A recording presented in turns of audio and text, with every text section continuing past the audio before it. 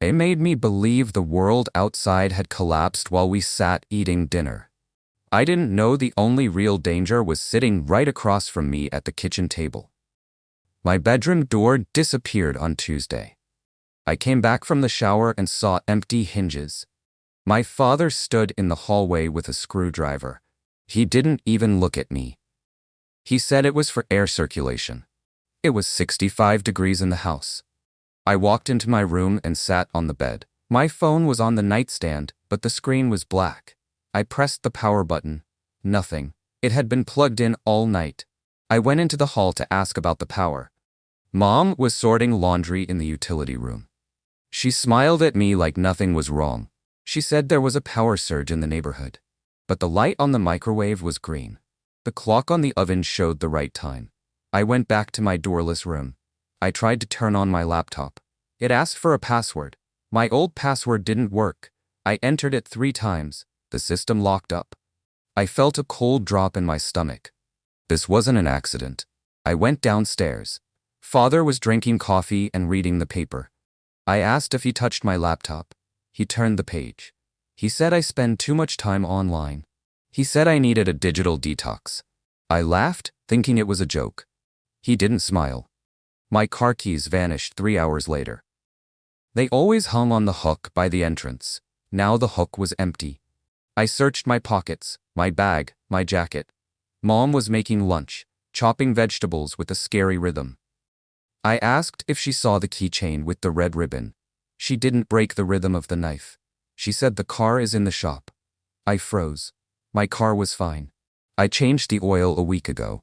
She said Father noticed a strange noise in the engine. They took it while I was asleep. I demanded the address of the shop. Mom put down the knife and wiped her hands. She said she doesn't remember the name. It was a friend of Father's. I asked for her phone to make a call. She said her battery was dead. Her phone was lying on the table. The screen lit up with a notification. I reached for it. She grabbed my wrist.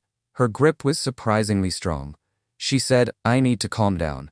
She said my anxiety is spiraling again. I wasn't anxious. I was furious. I walked to the landline on the wall. There was no dial tone, just silence. I pulled the cord and saw the cut end. The copper shined like it was just snipped. By evening, they bolted the back door. I tried to go out for a run. The handle wouldn't budge. We usually never use the top deadbolt. The key for it was in the kitchen drawer. I opened the drawer. Only old batteries were there. Father walked into the kitchen eating an apple. I asked why I was locked in. He said there were burglars in the area. He said the police recommended staying inside after 6. I looked out the window. The neighbor across the street was mowing his lawn. Kids were riding bicycles. No police. No panic. I pointed at the neighbor. Father closed the curtains. He said they are careless. He said me have to be smarter. I went to the front door. It was locked with both locks too. I demanded to be let out. Father sighed like he was talking to a toddler. He said I was acting irrational. He offered me chamomile tea. I refused. I went up to my doorless room. I sat on the floor so I couldn't be seen from the hall. I dug out my old iPod. It had no service, but it had Wi-Fi. I hoped to catch the neighbor's open network. The network Smith guessed appeared for a second. I tapped connect. The signal dropped. My home network disappeared from the list too. They unplugged the router. I was in a vacuum.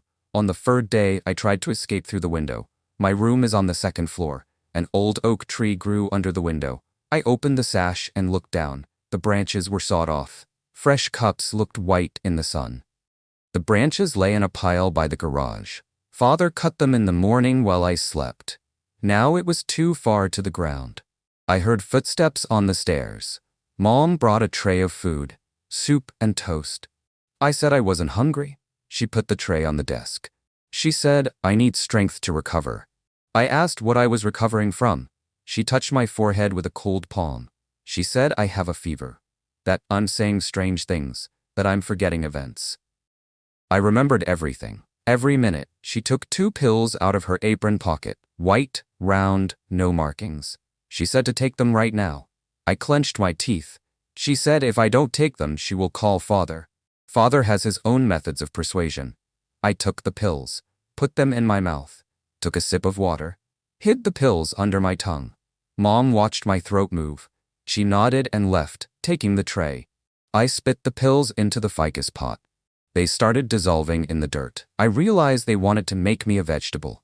A week passed in silence. I pretended to sleep most of the day. It lowered their guard. I heard the mailman drop letters through the door slot.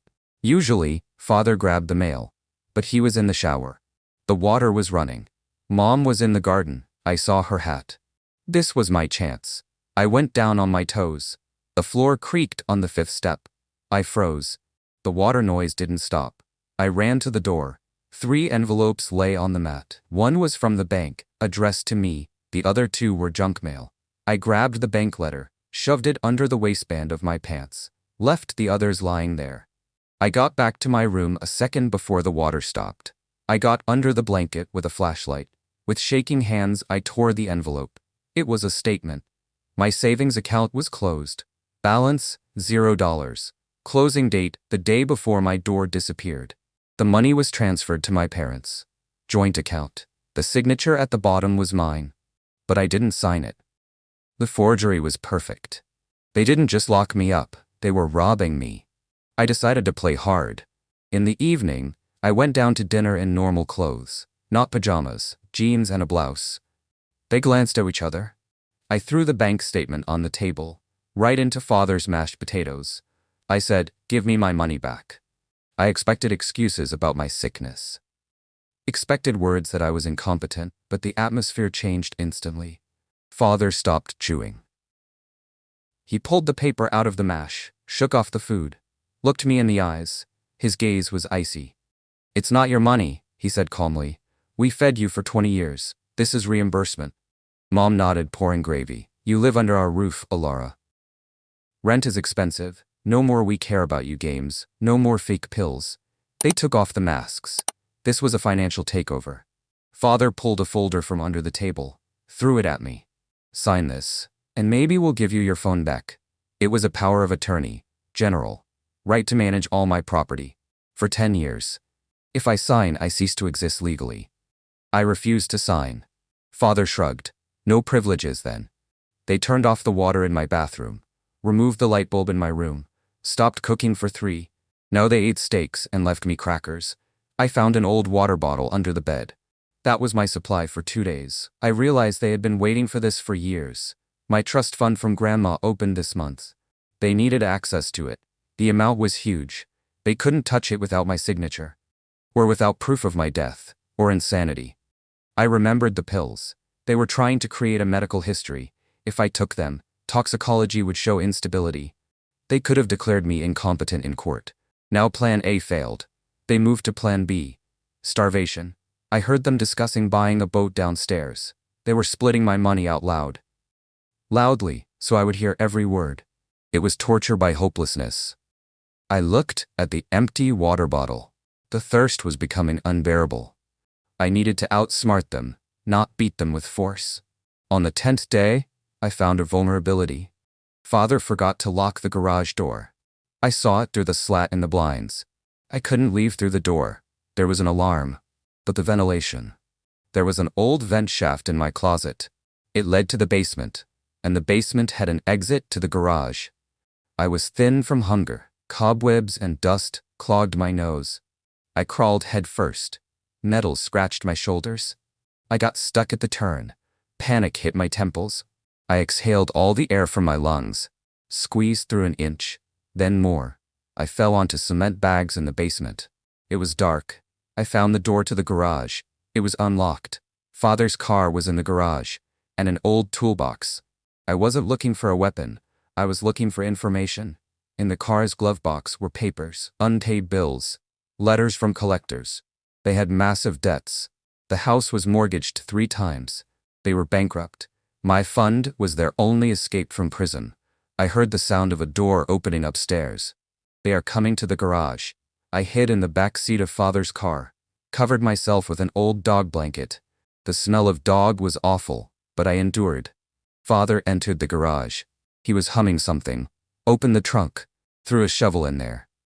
My heart stopped. Why does he need a shovel and gas?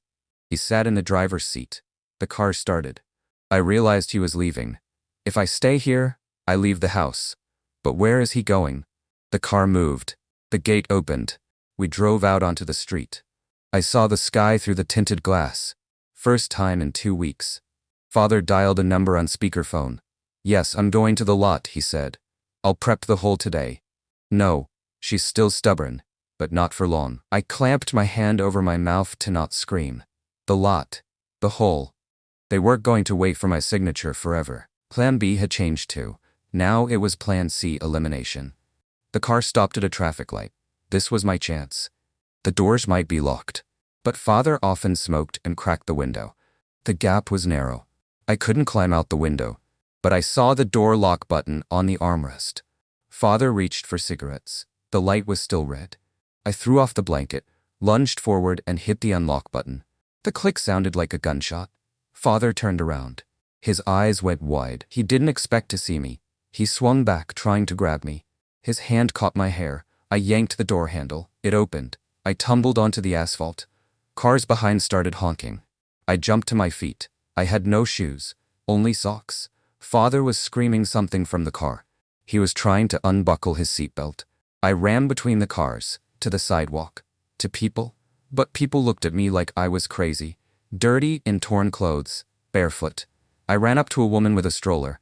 "Help, please, call the police." She recoiled and clutched her bag. Father was already on the sidewalk. He ran toward me with a smile. "Honey, I'm sorry, we're going to the hospital. It's okay." He shouted to the woman. "Sorry, my daughter is having an episode. She's off her meds." The woman nodded with understanding. Poor parents, her look said. The gaslighting worked even on strangers. He grabbed my elbow, painfully. Fingers dug into the muscle. "In the car, now," he hissed in my ear. For the crowd, he was a caring father. To me, a jailer. I knew if I got in that car, I wouldn't get out. I saw a police car at the intersection. It was stopped at a red light. I kicked Father in the shin with my heel. He gasped and loosened his grip for a second. I bolted not away from him, but into the road, right in front of traffic. Screeching brakes, smell of burnt rubber. I fell onto the hood of the patrol car. Officers jumped out instantly, weapons drawn. "Hands. Show me your hands." I raised my hands. Tears streamed down my dirty face. "Check his trunk," I wheezed. Father ran up, acting the part. "Officer, my daughter is sick." She ran away. The policeman looked at me. At my bruises. At my bare feet. At the terror in my eyes. Then at Father. Too calm. Too perfect. "Sir, step away from the girl," the officer said. Father tried to approach. "Sir, that's an order." The second officer walked to Father's car, which was blocking traffic. He looked inside, then asked to open the trunk for safety. Father went pale. In the trunk, they found the shovel, lime, and rope. But the shovel wasn't the most important thing. In the glove box, the officer found a folder with my documents. The passport I lost. The power of attorney they would have forced me to sign. And a plan. A real, handwritten plan. Phase 1, isolation. Phase 2, detox. Phase 3, accident. Father wrote it in his own hand. He was so arrogant, he documented his crimes. He was arrested, right at the intersection. Mom was taken at home an hour later. She denied everything until the end. Said it was a role-playing game. That I asked to be tied up myself. But the neighbor's camera footage, the one they called careless, showed everything. How they boarded up windows. How they carried out my furniture. At the station, they gave me hot tea and a blanket. The detective said they had $3 million in debt. They gambled it all away in online casinos. My life was worth exactly the amount in my fund to them. I sat at the station, looking at the phone they returned to me. Hundreds of messages from friends. "Where are you? Are you alive? Why are you ignoring me?" The last message was sent from my phone a week ago. "Leave me alone. I'm starting a new life." Mom wrote that. I didn't go back to that house. Not even for my things. Friends brought me clothes to a hotel. The trial was quick. The evidence was irrefutable. The plan in Father's notebook was the nail in the coffin of their defense. They got 15 years each for kidnapping, fraud, and attempted murder. In court, Mom cried. She looked at me and whispered, "We love you." I looked through her. I realized one thing. Isolation isn't being alone in a room. Isolation is when you don't know what's real and what isn't. They didn't just steal 3 months of my life, they stole my trust in people. Now, when someone closes a door in a room, I have a panic attack. I always carry a second phone, and I never, ever take pills from someone else's hands. Yesterday I received a letter from prison. From father. The envelope was opened by censors. There was only one line. You forgot to sign the check, Alara. Debts are inherited. I burned the letter in the sink. He was lying even from there. I consulted a lawyer. Their debts are their debts. I changed my last name. I sold that house. The new owners demolished it. They said the foundation was rotten. I laughed when I heard that. The foundation was rotten from the start. I bought a one-way ticket to a country where no one knows my name, where there are no debts and no past, just me and the key to my own door, which I can open at any moment. If you enjoyed this story, subscribe to the channel, like it, and click on the bell so you don't miss any more stories. See you soon.